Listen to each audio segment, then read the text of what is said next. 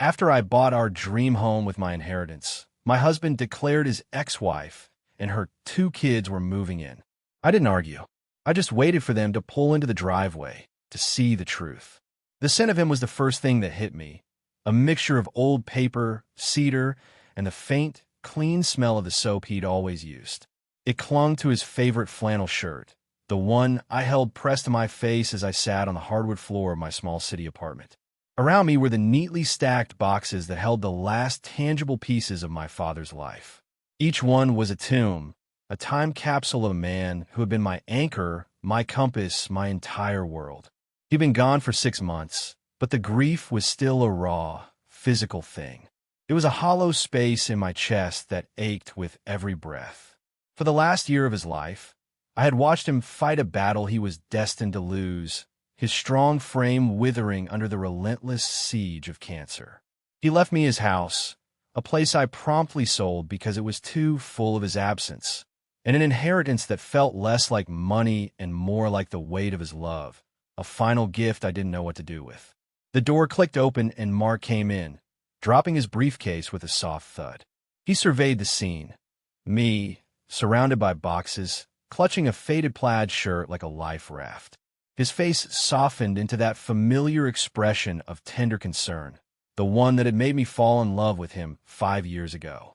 "Hey," he said softly, crossing the room and kneeling beside me. His arms wrapped around me, pulling me into a warm, solid embrace. "Another tough day?" I just nodded, my throat too tight to speak. He stroked my hair. "He was so proud of you, Clara. You know that, right?" He pulled back, his hands framing my face. "We're going to use this," he said, his gaze sweeping over the boxes, but I knew he meant the money, to build the life you both dreamed of. A fresh start, for us. His words were a balm on my wounded spirit. In the turbulent sea of my grief, Mark was my bedrock. He was the one who had held me through the long nights at the hospital, the one who had been strong when I fell apart at the funeral. I leaned into him, burying my face in his shoulder, believing in the future he painted. He was my husband, my partner. His future was my future. I didn't see the flicker of something else in his eyes, something distant and calculating. I only saw the man I loved, promising me a sunrise after the longest night of my life. That promise began to take shape a few weeks later. The city apartment, with its constant noise and crowded streets, felt like a cage. I craved peace, a place where I could breathe and feel my father's spirit in the rustle of leaves instead of the scream of sirens. I started looking for houses, an obsession that consumed my days. I scrolled through listings, searching for a feeling more than a floor plan. And then I found it. It was an hour from the city, a 2-story house nestled in a quiet, wooded lane. It had a wide front porch perfect for a swing, and a large, rambling garden where a few neglected rose bushes drooped, waiting for a loving hand. It wasn't grand, but it was solid. It felt kind. As I stood on the overgrown lawn, a sense of calm settled over me for the first time in months. This was the kind of place my father had always talked about retiring to. A place to read, to garden, to simply be. Without a second thought, I called a realtor. Using my inheritance for the entire down payment was an easy decision. It felt right, like I was planting his legacy in soil where it could grow. My lawyer, a cautious man who had known my father for years, insisted the deed be solely in my name. "It's your father's legacy, Clara," he'd said firmly. "Protect it." At the time, I thought it was just a formality, a legal technicality. I had no idea that simple act would one day become my salvation. When I brought Mark to see it, his jaw dropped. He walked through the empty rooms, his footsteps echoing on the bare floors, his face lit with genuine awe. "Clara, it's incredible," he said, sweeping me into a hug in the middle of the dusty living room. "You did it." We stood in the master bedroom, the afternoon sun streaming through the large bay window, illuminating the space with a golden light.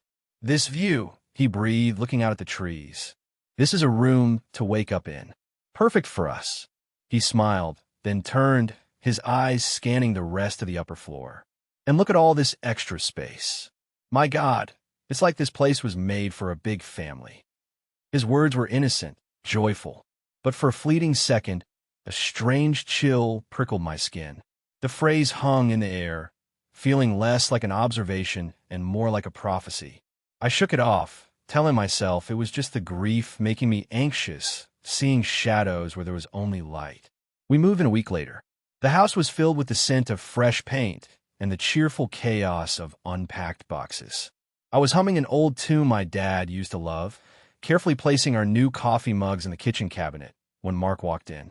He was on the phone, his back to me, his voice a low, conspiratorial murmur. "Don't worry, I'll handle it," he was saying. "The timing is perfect. She's emotional right now, you know? It makes things easier.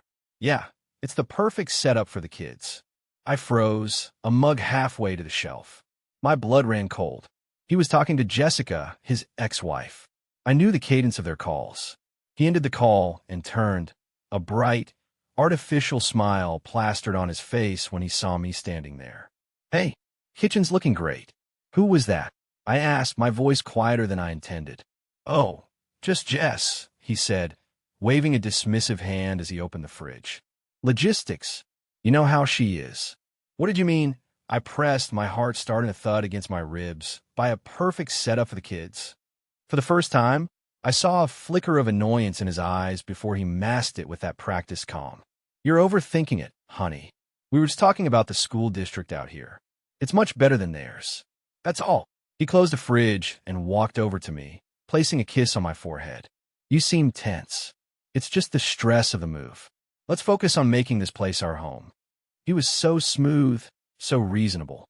He made my suspicion feel absurd, a product of my fragile, grieving mind. I wanted to believe him. I needed to believe him. So I pushed the doubt down, deep down into the dark corners of my heart where all the other unspoken fears lived. I told myself I was imagining things. I smiled, I nodded, and I went back to unpacking the boxes of our beautiful new life. But I couldn't shake the feeling that a crack had just appeared in the very foundation of our home. The illusion of our shared dream, so carefully constructed, shattered exactly 1 week later. I had just finished arranging our wedding photos on the mantel above the fireplace. There we were, smiling and oblivious, frozen in a moment of what I had believed was pure happiness. It felt like a lifetime ago. Mark walked in and switched off the music I had playing. The sudden silence was jarring. He took my hands, his own feeling strangely clammy, and led me to the sofa. His expression was a carefully crafted mask of grave sincerity, the kind of look a doctor gives you before delivering bad news. "Clara, we need to talk," he began, his voice low and serious. "Something's happened with Jessica." My stomach clenched. I braced myself for a story of financial trouble, a plea for a loan. What he said was so much worse. "Her landlord is evicting her," he said, his eyes boring into mine, daring me to disbelieve him. A total surprise. She and the kids have nowhere to go. He paused, letting the manufactured crisis hang in the air between us. "For the sake of the kids, Clara," I told them they could move in with us. "It's the only decent thing to do." The words didn't compute. My mind went blank, a rush of white noise drowning out the ticking of the clock on the wall. He wanted to move his ex-wife and her 2 children into our home, into this sanctuary I had built from the ashes of my grief. Before I could find my voice, he delivered the final, devastating blow. And for them to feel comfortable, for Leo and Maya to have some space and not feel like guests, they'll need the master suite. It's bigger. It has its own bathroom. We can take the guest room downstairs. It's cozier anyway, right? It'll only be for a few months, just until she gets back on her feet. I finally found my voice, a strangled whisper. "Mark, no. This is my house. This is my father's house." His face hardened. The mask of concern fell away, revealing a cold, steely resolve. "And you're my wife, Clara. I expect you to be supportive of my children. Their stability comes first. I'm honestly disappointed you'd even question it. I thought you had a bigger heart than that. Don't make this ugly." He had done it. In less than 60 seconds, he had reframed his outrageous demand as a moral imperative, and my refusal as a character flaw. He had made me the villain in my own home. The days that followed were a waking nightmare. I tried to reason with him, to argue, but he was a brick wall. He'd repeat his lines about his children, about decency, about my selfishness, until I was exhausted. The argument was a circular trap from which there was no escape. Then, he simply stopped arguing and started acting. I came home from a grocery run to find him carrying our clothes out of the master bedroom closet. He didn't look at me, just brushed past me with a set jaw, as if I were a piece of furniture. I felt myself shrinking, becoming invisible. The house, once a source of comfort, now felt alien and menacing. The walls seemed to be closing in. I called my older sister, Sarah, my voice breaking as I recounted the horror. Sarah's response was not one of gentle sympathy. It was a blast of cold, hard fury. "Are you kidding me?" she seethed through the phone. "He's not asking, he's telling? In a house your father's memory paid for? Clara, this isn't charity, it's an invasion. This is a power play. There's something more going on here. I can feel it." Her words, sharp and clear, cut through the fog of my confusion. An invasion. A power play. She was right. Mark wasn't just being a good father. He was colonizing my life. Spurred by Sarah's certainty and my own nagging intuition, a terrifying hypothesis began to form in my mind. A dark and ugly thought that I couldn't push away. This was planned. And if this was a plan, there must be evidence.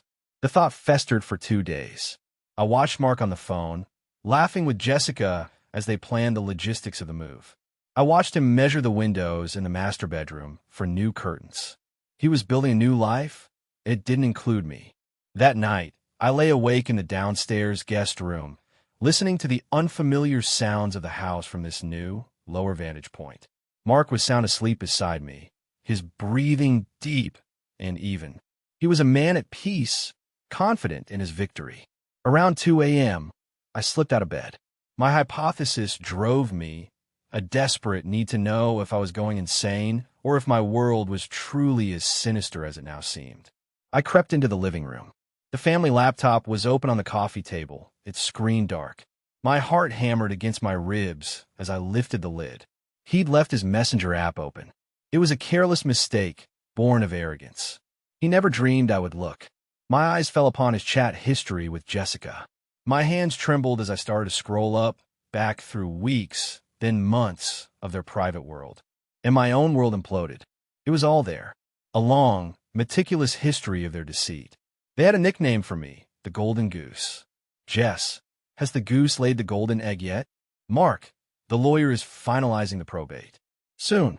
She's so wrapped up in her grief, she's not paying attention to the numbers. They mocked me. He'd sent her unflattering photos of me he'd taken while I was sleeping, my face puffy from crying. He complained about my sadness, my lack of energy. Mark, it's like living with a ghost. So draining. I need some fun. Jess, fun is coming, baby. Just get the nest ready. And then, the final, soul-crushing confirmation of my hypothesis. The plan. It was all there, laid out in black and white. Jessica was never being evicted. They had targeted my inheritance from the moment my father's diagnosis was terminal. They planned for me to buy a property, a nice one, and then they would engineer a crisis that would allow them a move-in. Their goal was to make my life so unbearable that I would eventually leave, too emotionally broken to fight for the house. The message that stopped my breath was from the day I told them my offer on the house had been accepted. Mark, the goose has landed. Phase 1 complete. Can't wait to have you home, Jess. I stared at the screen, the blue light illuminating my face in the dark room. The air left my lungs. I felt a wave of nausea, so intense, I had to grip the edge of the table to keep from collapsing. The tears I expected to come never did. The heartbreak was so absolute, so profound, it flash froze in my veins, turning into something else entirely. It became a substance as hard and as cold as diamond. It was rage, pure, silent, and utterly focused. He hadn't just betrayed me. He had desecrated my father's memory. He had used my deepest pain as a tool for his own gain. In that moment, the loving, grieving woman I had been died. And in her place, a stranger was born. A woman who would not be erased. A woman who would fight back. This was no longer just my home. It was a battlefield. And he had no idea he had just armed his enemy with the only weapon that mattered, the truth. The sun rose the next morning, but the world looked different. The colors were sharper, the edges harder. The grief that had clouded my vision for months was gone, burned away by the white-hot fire of my rage. I was no longer a victim of circumstance. I was a prisoner of war, and I was about to start planning my escape. My first call was to my sister, Sarah.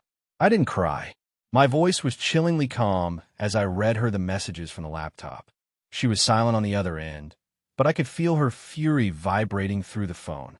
"Okay," she said finally, her voice tight. "So it's a war, and we're going to burn his kingdom to the ground."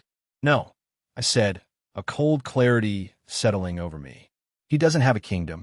He's a parasite trying to infest mine. I'm not burning it down. I'm fumigating." My next call was to a lawyer Sarah had found, a woman renowned for her sharp mind and take-no-prisoners approach to family law. Her name was Ms. Albright. 2 days later, I sat across from her in a sleek, minimalist office that overlooked the city. I had a file on my lap containing printouts of the messages, organized by date. I wasn't the weeping, broken woman she probably expected. I was a client with a clear objective. I laid out the story, my voice even and steady. Ms. Albright listened without interruption, her intelligent eyes fixed on me. When I finished, she leaned back in her chair. "This is appalling," she said, her tone devoid of pity, but full of professional indignation. "But it's also a gift. He's documented his own conspiracy. But Clara, emotional betrayal is difficult to litigate. What we need is something concrete, something illegal. He mentioned your inheritance. You said you gave him access to the account for household expenses." I nodded. "Yes, a joint checking account I transferred a lump sum into." Her eyes narrowed slightly. "I want you to go through the statements for that account. Every single line item. He's arrogant. Arrogant men get sloppy. If he's this deceitful, I'm willing to bet he's also a thief. Let's see if we can prove it." Her words resonated with a terrifying logic. That night, I waited until Mark was out for a run, and I began to dig. It didn't take long. There, on the online banking portal, was a trail of breadcrumbs leading directly to his deceit. A series of large, recurring transfers to Jessica. Thousands of dollars a time. Over the past few months, they totaled more than $50,000. And the labels he'd used were a masterclass in audacity, child support advance, prepossession home expenses, school enrollment fees. He had been stealing from me. He had been using my father's hard-earned money to finance the invasion of my own home. This was the weapon Ms. Albright had been talking about. This was bank fraud. It was the nail for his coffin, and I was going to hammer him myself. With the evidence secure, the plan began to form. But as the day of the move drew closer, a new emotion crept in, cold and terrifying: fear. The rage was a powerful fuel, but what would happen when it ran out? What would I be left with? I secretly rented a small, sterile motel room in a neighboring town. One afternoon, while Mark was at work, I moved my most precious things there: my father's boxes, my personal documents, a few changes of clothes. That night, I sat alone on the stiff, polyester bedspread, the evidence spread out before me. The hateful messages, the fraudulent bank statements. The weight of it all crushed me. I was about to detonate my life. I was about to become a divorcee. I was about to be alone, truly alone. A wave of panic washed over me. What if he fought back? What if he tried to ruin my reputation? For a terrifying moment, I thought about deleting the files, about just letting it happen, about retreating into the numb misery he had planned for me. It seemed easier than the fight ahead. My hand trembled as I picked up my phone to call Sarah, my voice a broken whisper when she answered. I told her I couldn't do it. I was too scared. Her voice came back, not soft, but forged in steel. "Listen to me, Clara. Dad did not raise a coward. He raised a woman who knows her own worth. This isn't just about a house. This is about your soul. Are you going to let that man and his conniving ex-wife steal your soul? You have his strength in your veins. Now use it." Her words were a transfusion of courage. She was right. This was my legacy. I wiped my eyes, took a deep breath, and felt the fear recede, replaced once more by that cold, hard resolve. The war was back on. The final piece of the plan fell into place the next day. The realtor Sarah had found called with incredible news. She had a buyer, a Mr. Harrison, a recent widower looking for a quiet place with a garden. He was a cash buyer, and he could close in 3 days. I met him at a cafe. He was an elderly man with kind, sad eyes. I told him a simple, honest version of my story. I told him my husband was planning to move his ex-wife into my home, and I needed to sell it before he did. Mr. Harrison listened, his gaze never wavering. When I finished, he reached across the table and patted my hand. My late wife, Eleanor, he said, his voice thick with memory, was manipulated out of her family home by her own brother. We never got it back. It broke a piece of her heart that never fully mended. He looked at me, a fire sparking in his gentle eyes. What that man is doing to you is a desecration. I would be honored to help you achieve a bit of poetic justice. Not only did he agree to the quick sale, he agreed to play his part in the final act. That evening, I went home and gave the performance of my life. I found Mark in the living room, watching TV. I approached him, my eyes downcast. "Mark," I said, my voice soft and full of feigned defeat. "I'm sorry. You were right. Family comes first. I was being selfish.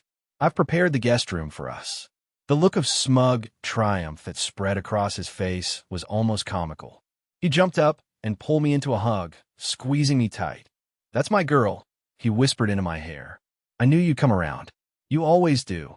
I stood rigid in his embrace, feeling nothing but the cold, hard weight of the keys to my motel room in my pocket. He thought he had won. He thought he had broken me. He had no idea I was a Trojan horse, and I was just waiting for the gates of his Troy to open.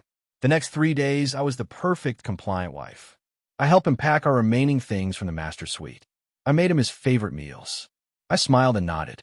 And all the while, I was signing legal documents, transferring funds, and coordinating the final, devastating surprise. He was so blinded by his own arrogance, he didn't notice a thing. He just saw his golden goose, tamed and ready for the slaughter. The day of the reckoning arrived on a perfect, sunny Saturday. It was the kind of bright, cheerful day that made a mockery of the darkness about to unfold.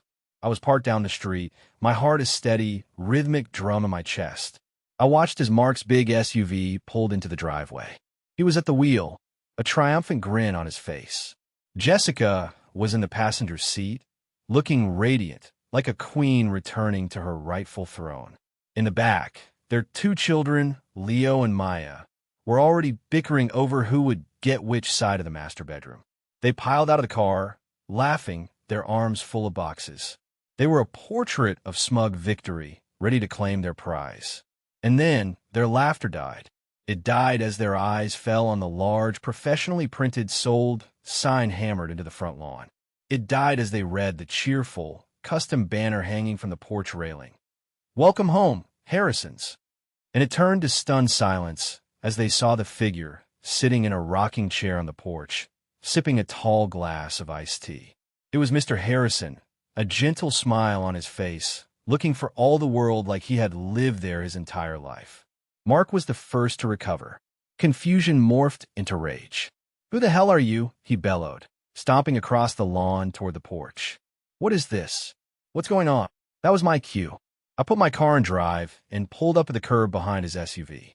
I got out, smoothing the fabric of the new, simple dress I had bought for the occasion. I felt calm, powerful, and utterly free. As I walked towards them, Jessica saw me. A sneer twisted her lips. "What is this, Clara?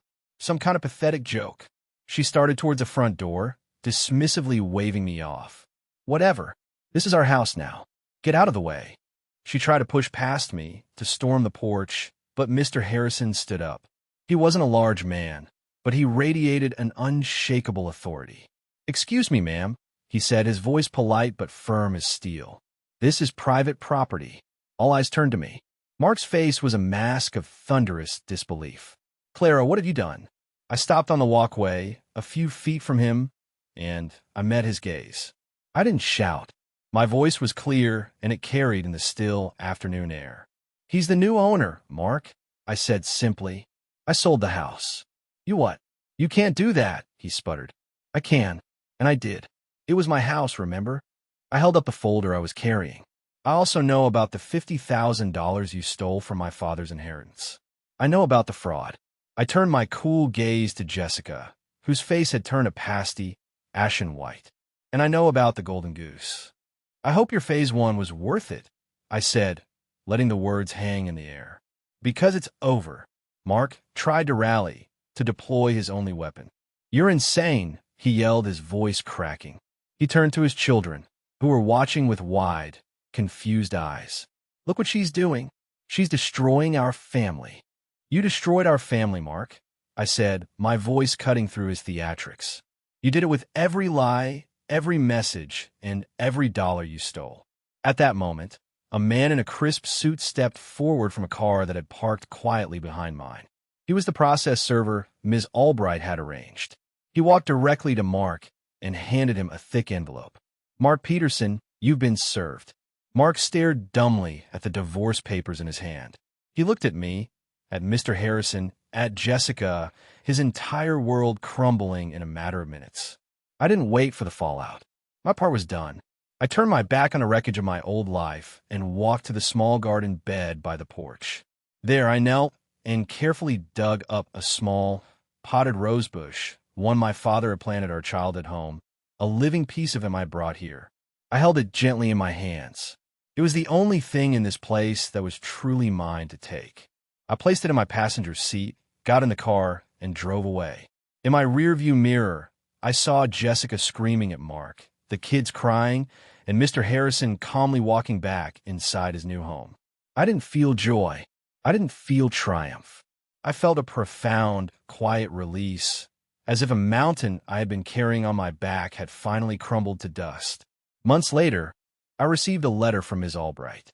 Facing irrefutable evidence of bank fraud and the threat of criminal charges, Mark had agreed to a swift and silent divorce.